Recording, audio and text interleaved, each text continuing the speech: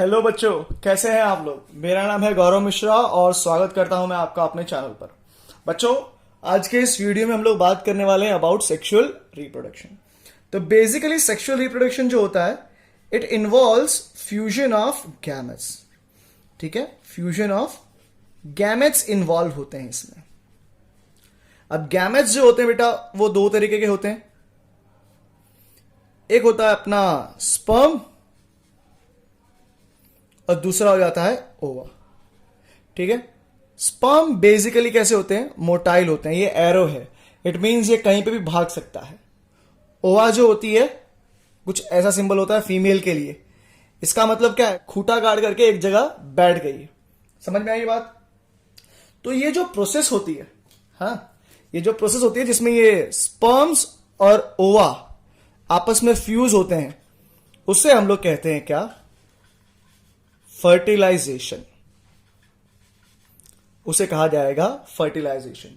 So basically अगर आप sexual reproduction की बात कर रहे हैं तो it involves fusion of gametes by a process called as fertilization, right. जैसे एसेक्सुअल रिप्रोडक्शन में होता था, ऑफस्प्रिंग्स पेरेंट के आइडेंटिकल होते थे। यहां पर जो ऑफस्प्रिंग्स हैं, they are not identical to parent, not identical to parent. समझे। तो यहां पर आपको क्या देखने मिलेगा, वेरिएशन देखने मिलेगा। डिफरेंस आ गए हैं, मतलब आप क्या देखोगे यहां पर आपको देखने मिलेगा वेरिएशन। और ये वेरिएशन ही आगे जाकर के वजह बनेगा किसकी, इवोल्यूशन की। ठीक है, चलो अब देखो एक बात। ऐसा हो सकता था कि आपके पास दो तरीके के इंडिविजुअल होते। एक ये इंडिविजुअल है और मान लो इसका नाम क्या है, मुन्ना। ठीक है, मुन्ना है। मान लो ये दूसरी है इंडिविजुअल, ये क्या हो गई है, मुन्नी है। ठीक है, तो ये मुन्ना केवल और केवल एक ही तरह के गैमेट्स बना सकता था, और वो गैमेट क्या होते, स्पर्म होते। ठीक है, तो मुन्ना, अब क्योंकि ये स्पर्म बना रहा है तो मुन्ना बन जाता एक मेल। ये मुन्नी जो थी, मुन्नी क्या प्रोड्यूस कर रही थी, ये प्रोड्यूस कर रही थी ओवा। तो ये मुन्नी क्या बन जाती, मुन्नी बन जाती फीमेल। सही है। तो आप क्या देख रहे हो, यहां पर एक इंडिविजुअल केवल एक ही तरह के गैमेट्स बना रहे हैं। दोनों ही केस में मुन्ना जो था वो स्पर्म बना रहा था, मुन्नी जो थी वो ओवा बना रही थी। तो यहां पर केवल एक ही तरह का गैमेट बन रहा था, इसलिए हमें इन लोग को क्या कहना है, यूनिसेक्सुअल। क्या बोलेंगे इसे हम लोग, यूनिसेक्सुअल। यूनिसेक्सुअल रिप्रोडक्शन बोल सकते हैं इसको। और यूनिसेक्सुअल जो होते हैं उसमें उसका एग्जाम्पल क्या आ जाएगा, काऊ है। उसका एग्जाम्पल हम लोग मैन में आ जाएंगे। ठीक है, मैन इसका एग्जाम्पल हो जाएंगे। ठीक है, कुछ लोग थोड़े से चमत्कारी होते हैं, कुछ लोग थोड़े से चमत्कारी होते हैं, जैसे कि हमारा अर्थवर्म हो गया।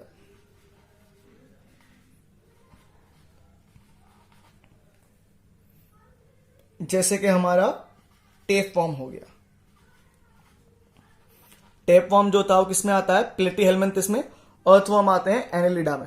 ठीक है, अब इनके पास बड़ी शानदार एबिलिटी थी, क्या, कि ये लोग स्पर्म और ओवा, मतलब एक ही इंडिविजुअल स्पर्म और ओवा दोनों बना सकता था। जैसे यहां पर था केवल एक ही गैमेट बन रहे थे, ये जो इंडिविजुअल्स हैं अर्थवर्म और टेपवर्म, ये दोनों के दोनों तरह के गैमेट्स बना सकते हैं। तो ऐसे इंडिविजुअल्स को कहेंगे हम लोग बाइसेक्सुअल। तो आपके पास यूनिसेक्सुअल ऑर्गेनिजम्स हो सकते हैं और आपके पास में बाइसेक्सुअल ऑर्गेनिजम्स हो सकते हैं। बाइसेक्सुअल का एग्जांपल आ रहा है अर्थवर्म और टेपवर्म। सही है। चलिए, तो अब बात करते हैं हम लोग फेजेस ऑफ रिप्रोडक्शन की। इसमें जो सबसे पहला फेज आता है वो होता है जुवेनाइल फेज। Juvenile phase. अब जुवेनाइल फेज का मतलब क्या होता है? इससे पहले कि हमारे जो ऑर्गेनिज्म प्रोड्यूस हुए हैं वो सेक्सुअली रिप्रोड्यूस कर सके, इन्हें क्या करना पड़ता है? They need to spend certain time to attain growth and maturity. MATURITY, maturity. इससे पहले कि हमारे ऑर्गेनिज्म सेक्सुअली रिप्रोड्यूस करें, they need to attain growth and maturity. है ना, एक समय लगता है इस ग्रोथ और मैच्योरिटी को आने में. तो वो जो समय है उस समय को कहा जाता है जुवेनाइल फेज. और ये जुवेनाइल फेज जो है it varies from species to species. It varies from species to species.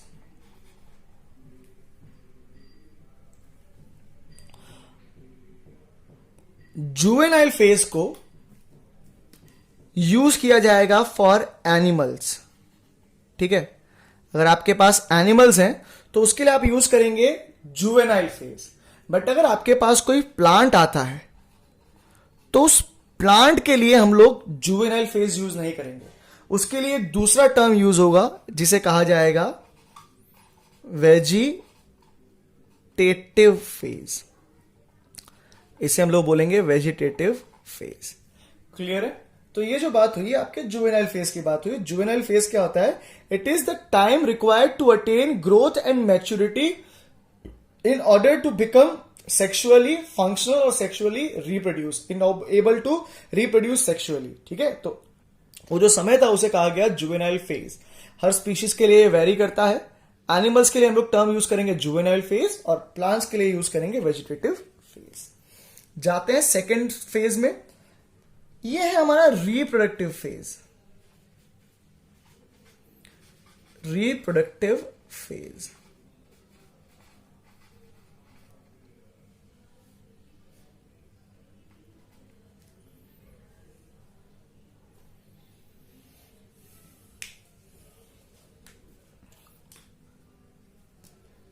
किसी भी ऑर्गेनिज्म की लाइफ में वो फेज जहां पर the organism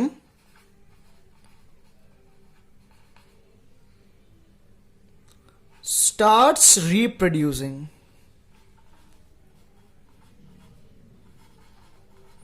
किसी भी ऑर्गेनिज्म की लाइफ का वो फेज जहां पर it starts reproducing is called as its reproductive stage. तो इसमें मुझे कुछ चीज देखने मिलती है, जैसे कि कुछ फ्लावरिंग प्लांट्स होते हैं. कुछ फ्लावरिंग प्लांट्स है मेरे पास में जो सीजनल होते हैं. है ना, कुछ फ्लावरिंग प्लांट है जो सीजनल होते हैं, जैसे कि आपका मोगरा हो गया. ठीक है, whereas there are certain flowers जो एनुअल होते हैं, मतलब साल भर खिलेंगे ये लोग. तो इसमें हम लोग ले सकते हैं हिबिस्कस. ठीक है, तो फ्लावरिंग प्लांट में दो तरीके के हो गए, एक ऐसा जो सीजनल होता है और दूसरा ऐसा जो एनुअल होता है. दूसरा मेरे पास ऐसे ग्रुप ऑफ प्लांट्स होते हैं जैसे कि बाइनियल हो गए,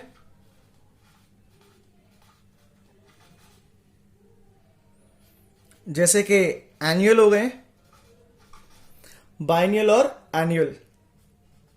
अगर आप बाइनियल की बात करते हैं ना, बाइनियल में तो आपको जुवेनाइल फेज, प्लांट है तो वेजिटेटिव यूज कर रहा हूं मैं, वेजिटेटिव फेज, रिप्रोडक्टिव फेज और जो तीसरा फेज होता है ओल्ड फेज. तीनों फेज क्लियर कट देखने मिलते हैं. जबकि क्या एनुअल में ऐसा कोई डिस्टिंक्शन नहीं होता. ऐसा कोई डिस्टिंक्शन आपको एनुअल प्लांट्स के अंदर देखने नहीं मिलेगा. ठीक है, आप देखो यहां पे पिक्चर्स में आप देख सकते हो एक एनुअल प्लांट और एक बाइनल प्लांट क्या होते हैं. एग्जांपल भी दिए हुए हैं ऊपर में, तो आप देख सकते हैं. ठीक है, फिर कुछ प्लांट्स आते हैं मेरे पास जैसे कि बैम्बू. पूरी लाइफ में केवल एक बार ही फ्लावरिंग करते हैं, once in a life time. जो फ्लावरिंग होगी बैम्बू के अंदर once in a life time होगी, और वो भी कितने सालों के बाद में? 50 से 100 साल के बाद में। ठीक है, तो आप समझिए इतना समय लगता है उसको एक बार फ्लावर करने में। ठीक है, हाँ ये बात और है, जब ये फ्लावर करेगा तो बहुत सारे फ्लावर्स बनाएगा, और फ्लावर बनने के बाद में क्या हो जाएगा, dead. Fine, so this is how life is. दूसरा एक मेरे पास प्लांट होता है,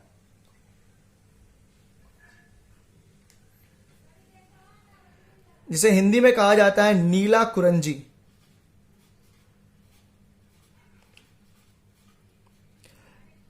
इसका साइंटिफिक नेम है Strobilanthes kunthiana. It flowers in 12 years, once in a 12 years. Fine, और यूजुअली इसका जो फ्लावरिंग पीरियड होता है that is in the month of सितंबर एंड अक्टूबर। अगर आप एनिमल्स की बात करते हैं जिनके अंदर जुवेनाइल रिप्रोडक्टिव फेज आता है, तो आप क्या देखते हो कि हमारे जो इंडिविजुअल्स थे इनके अंदर कुछ फिजिकल चेंजेस आते हैं। फिजिकल चेंजेस आते हैं, फर्क नहीं पड़ता कि आप मेल हो या फीमेल हो, but before you enter into the juvenile I mean reproductive phase, from the juvenile phase हम देखते हैं कुछ फिजिकल चेंजेस आते हैं, मॉर्फोलॉजिकल चेंजेस आते हैं। हमने एक और चीज देखी है, हमारे पास जो बर्ड्स होते हैं, मान लो एक बर्ड है जो उसके नेचुरल हैबिटेट में रह रहा है, और एक दूसरा बर्ड है उसी की स्पीशीज का जो कैप्टिविटी में रह रहा है। तो ये जो नेचुरल एनवायरमेंट में रहता है वो कैसा है, सीजनल ब्रीडर है। तो जो अंडे देगा ये सीजनल एग मिलेंगे हमको यहां पर सीजनल एग मिलते हैं। वेरेज जो कैप्टिविटी में रखेंगे, जब हम कैप्टिविटी में किसी भी बर्ड को रखेंगे, पर्टिकुलरली जैसे कि हमारे पास ये हेन हो गई है, चिकन जिसको बोल रहे हैं, ठीक है, वो हमें एग है ना एनुअली देगी। उसी को जब हमने खुले में रख के रखा था नेचुरल में, तो वो सीजनल एग दिया करती थी, बट जब कैप्टिविटी में रख दिया तो एनुअली एग मिल रहे हैं। तो पोल्ट्री में ऐसा रहता है कि जो मुर्गी होती है उसको हम लोग सनलाइट से बहुत ज्यादा एक्सपोजर जब मिलता है उसको, तो उसकी जो प्रोसेस है एग बनाने की वो थोड़ी स्पीडन अप हो जाती है। फाइन, तो ये लोग जो पोल्ट्री वाले होते हैं वो क्या करते हैं, not only in the day, रात के समय भी ये लोग क्या करते हैं, बल्ब जलाए रखते हैं। बल्ब जो होता है हाई वोल्टेज रहता है, जिसकी वजह से काफी ज्यादा लाइट प्रोड्यूस होती है। तो हेन उसकी बॉडी ऐसे अज्यूम करती है कि भैया अभी भी उजाला ही है, अभी भी सूरज निकला हुआ है, मतलब दिन है ही अभी, तो उसकी जो प्रोसेस थी एग बनाने की वो स्पीड अप हो जाती है। ठीक है, फिर जो प्लेसेंटल फीमेल्स होती हैं,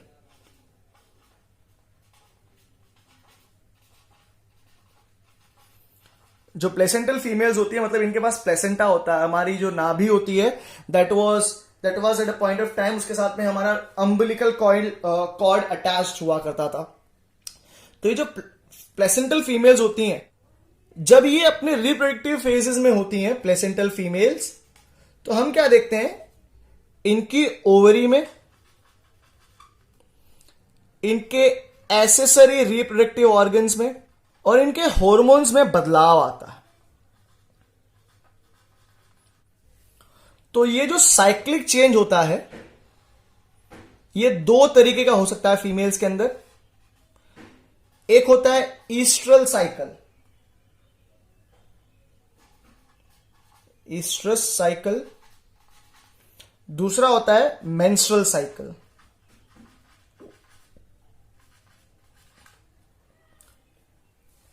मेंस्ट्रुअल साइकिल जो है आपको देखने मिलती है प्राइमेट्स के अंदर। बेसिकली जो मंथली ब्लीडिंग होती है इसको मेंस्ट्रुएशन कहते हैं, पीरियड्स कहते हैं, वो ऐसे कुछ होता है नॉन प्राइमेट्स के अंदर, बट वहां पर उसका नाम हो जाता है ईस्ट्रस साइकिल। नॉन प्राइमेट्स में कौन आ जाएगा बेटा, काउ हो गई है, टाइगर हो गए हैं, I mean tigress in fact, dog, sheep, तो ये सब जो है ये एग्जांपल आ जाएंगे ईस्ट्रस साइकिल के अंदर। इनके अंदर मेंस्ट्रुअल साइकिल ना होकर के ईस्ट्रल साइकिल होती है। और फाइनली आता है हमारे पास में सीनेंसिस या ओल्ड फेज। इस दरमियान क्या होता है? इस दरमियान होता है प्रोग्रेसिव डिट्योरेशन।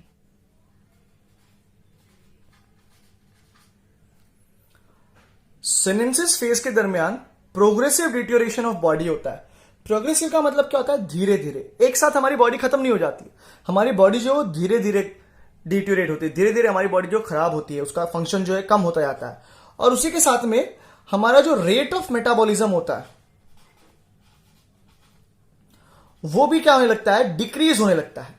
अब मेटाबॉलिज्म डिक्रीज हो रहा है, आपके अंदर जो बायोकेमिकल रिएक्शंस थे वो कम होते जा रहे हैं, तो आप क्या देखोगे? अल्टीमेटली आपकी बॉडी जो है वो इतनी वीक हो जाएगी कि अब कुछ करने लायक ही नहीं रहेगी, और एक समय आएगा जब उसका फंक्शन जो था वो पूरी तरीके से स्टॉप हो जाएगा।